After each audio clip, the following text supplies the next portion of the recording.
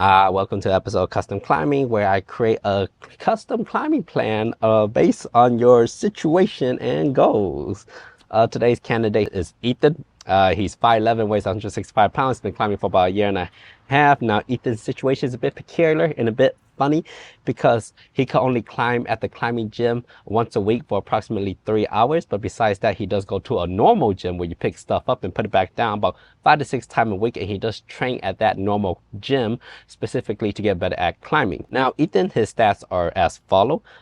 With additional 92.5 pounds, he could rep out 2 to 3 pull-ups.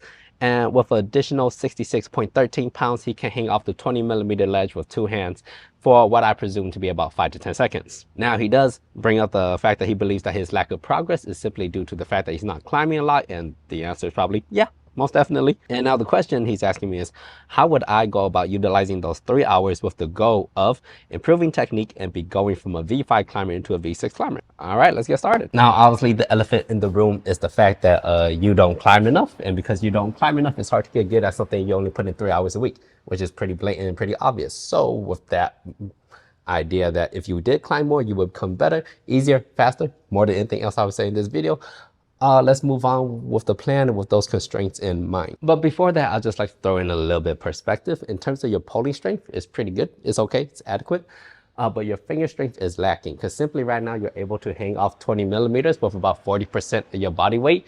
And that, in the grand scheme of things, it's just not that much. To put this into a slight perspective, when I was climbing at around the V5, V6 level, I was able to hang at least 90 pounds off 20mm for 10 seconds, give or take, almost every single day. And now that I am a much better climber, stronger climber, I can now hang on any given day at least 135 pounds off 20mm for at least 5 to 10 seconds on any particular given day. So I just want to throw out the perspective that you should never assume that your fingers are strong enough. You could always use stronger fingers, unless you're kind of like me where your fingers are probably not. Anyways, the point is stronger fingers are always a good thing. Now, that's obviously not to say that hangboarding is the end-all be-all of becoming a great climber, but the hangboard is a very good way to get stronger fingers, and stronger fingers are required if you want to climb relatively hard 99% of the time. Now that we got that cleared up, when I first walk into the gym, utilizing those 3 hours, I'll spend the first 30 minutes warming up, give or take. And then I'll select exactly 3 V6 boulders and only 3 V6 boulders to project in a round robin style. I'll spend 10 to 20 minutes on this one, move on 10 to 20 minutes, move on 10 to 20 minutes, and I'll do that for 90 minutes where I'm nice, fresh, and strong. So after those 90 minutes are up, you would have been 2 hours into your session, which leaves you with 1 hour left. Now, I would highly recommend for you, specifically you, for you to use that last hour as a free hour, particularly a free hour, because I don't want the training program to be a type of oppressive thing that you must follow once a week, and therefore it'll take the fun out of climbing. Therefore, I think you should have a unit of freedom in the program, and this is that unit of freedom, which is the last hour.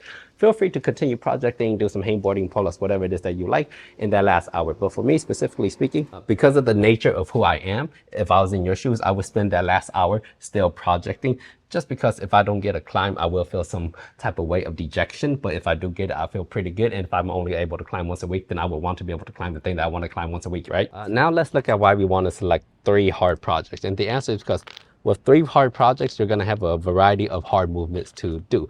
More often than not, most people will spend about 80 to 90% of their energy doing moves and problems they know they can do, when in reality, they need to spend more energy and more effort doing moves they know they cannot do, because only by doing things that you cannot do will you be able to do things that you cannot do.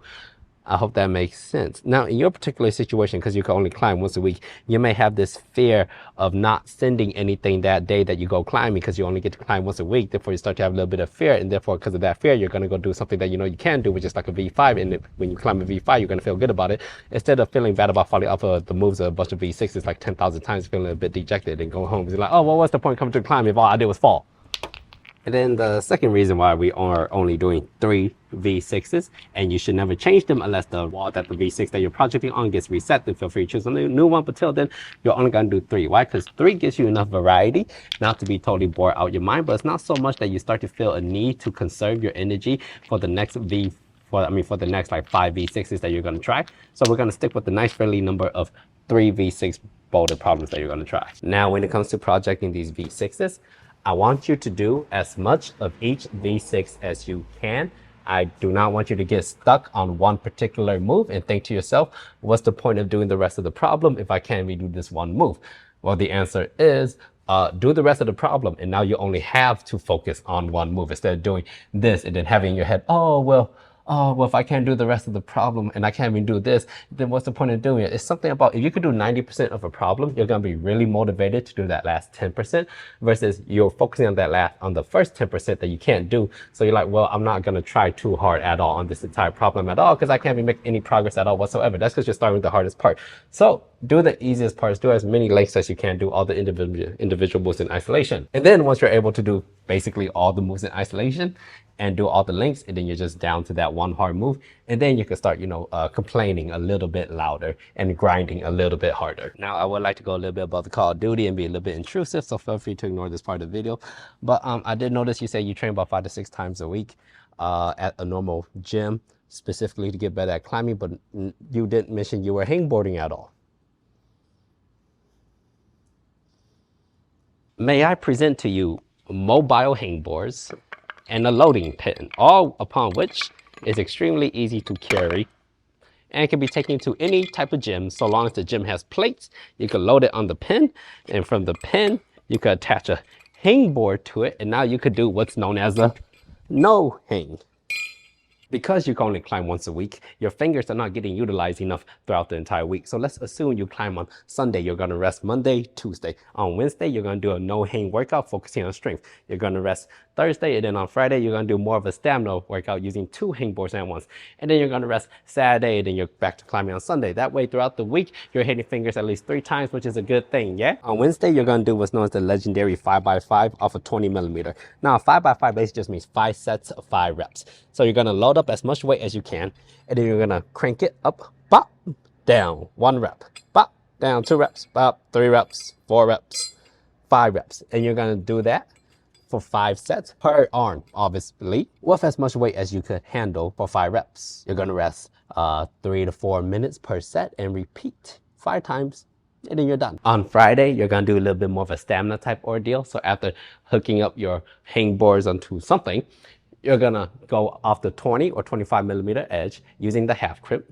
You're gonna hang for 10 seconds, rest 10 seconds, hang 10 seconds, rest 10 seconds, hang 10 seconds, and then you're done with the set. After that, you're gonna rest approximately 3 to 4 minutes, and you're gonna repeat this 5 times, and then you're done. So in conclusion, your only problem is that you don't have enough days of climbing because you just climb a little bit more. I'm sure you would be at V6 right now, but given your constraints, I think by adding in some very specific projecting as a mission, and by adding in some hangboarding throughout the week, if you don't already do that, would greatly help you increasing finger strength because you do need some stronger fingers.